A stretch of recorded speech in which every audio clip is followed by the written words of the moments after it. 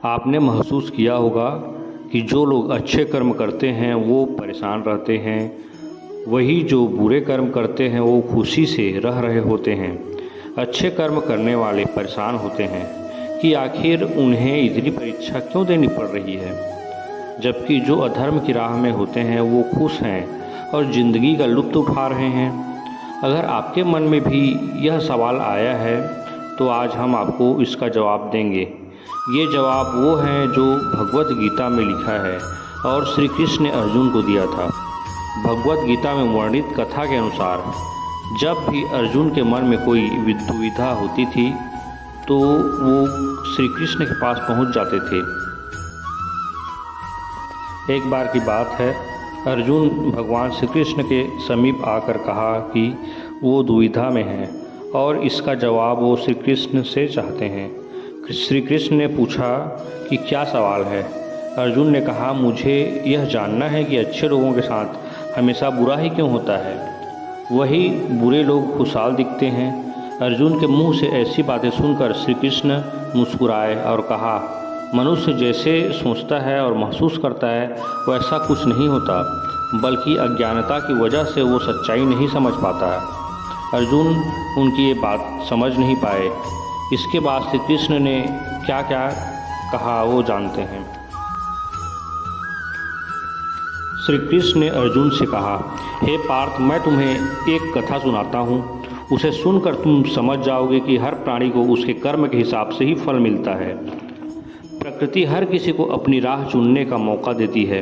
अब वो मनुष्य की इच्छा पर निर्भर करता है कि उसे धर्म की राह चुननी है या अधर्म की। कथा शुरू करते हुए श्री कृष्ण ने कहा, एक नगर में दो पुरुष रहा करते थे। एक पुरुष व्यापारी था जिसके जीवन में धर्म की बहुत महत्ता थी। वो पूजा पाठ में यकीन रखता था। वो हर रोज़ मंदिर जाता था और दान धर्म भी करता था और हर रोज़ भगवान की पूजा भी करता था। वहीं दूसरा पुरुष बिल्कुल विपरीत था। वो हर रोज़ मंदिर तो जाता था लेकिन पूजा करने नहीं, बल्कि मंदिर के बाहर से जूते चप्पल चुराने। उसे दान और धर्म से कोई लेना देना नहीं था। समय बीतता गया और एक दिन बहुत जोर की बारिश हो रही थी।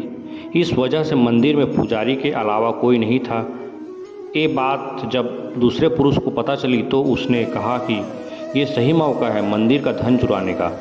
पंडित से नज़र बचाकर उसने मंदिर का सारा धन चुरा लिया। उसी समय धर्म कर्म में विश्वास रखने वाला व्यक्ति भी मंदिर पहुंचा। दुर्भाग्य से मंदिर के पुजारी ने उसे ही चोर समझ लिया और चिल्लाने लगे। वहाँ लोग एकत्र हो गए और उसे बहुत मारा। किसी तरह से वो बचते बचाते वहाँ से निकले तो दुर्भाग्य ने उसका साथ वहाँ भी नहीं छोड़ा। मंदिर के बाहर वो एक गाड़ी से टकरा गया और घायल हो गया। फिर वो व्यापारी लंगड़ाते हुए घर जाने लगा तो रास्ते में उसकी मुलाकात उस व्यक्ति से हुई जिसने मंदिर से धन चुराया था। उसने कहा, आज तो मेरी किस्मत चमक गई, एक साथ इतना सारा धन मिल गया। ये सब देखकर उसे बहुत बुरा लगा। उसने अपने घर से भगवान की सारी तस्वीरें निकाल दी। कुछ सालों बाद दोनों पुरुषों की मृत्यु हो गई। मरने के बाद जब दोनों यमराज की सभा में पहुँचे और भले मनुष्य ने दूसरे व्यक्ति को देखा तो उसे बहुत गुस्सा आया। उसने क्रोधित होकर यमराज से पूछ ही लिया, मैं तो हमेशा अच्छे कर्म करता था, दान में विश्वास रखता था, उसके बदले जीवन भर मुझे अपमान और दर्द ही मिला। और इस व्यक्ति को नोटों से भरी पोटली, आखिर ऐसा भेदभाव क्यों? इस पर यमराज ने कहा, पुत्र, तुम गलत समझ रहे हो। जिस दिन तुम्हारी गाड़ी से टक्कर हुई थी वो दिन तुम्हारे जीवन का आखिरी दिन था, परंतु तुम्हारे अच्छे कर्मों की वजह से तुम्हारी मौत सिर्फ एक छोटी सी चोट में बदल गई। तुम इस दुष्ट व्यक्ति के बारे में जानना चाहते हो। दरअसल इसके भाग्य में राजयोग था, मगर इसके कुकर्मों और अधर्म की वजह से वो सिर्फ एक छोटी सी धन की पोटली में बदल गया। कथा सुनाने के बाद श्री कृष्ण ने अर्जुन से कहा, हे पार्थ, क्या अब तुम्हें तुम्हारे सवाल का जवाब मिल गया? ऐसा सोचना कि भगवान तुम्हारे कर्मों को नज़रअंदाज कर रहे हैं, ये बिल्कुल भी सत्य नहीं।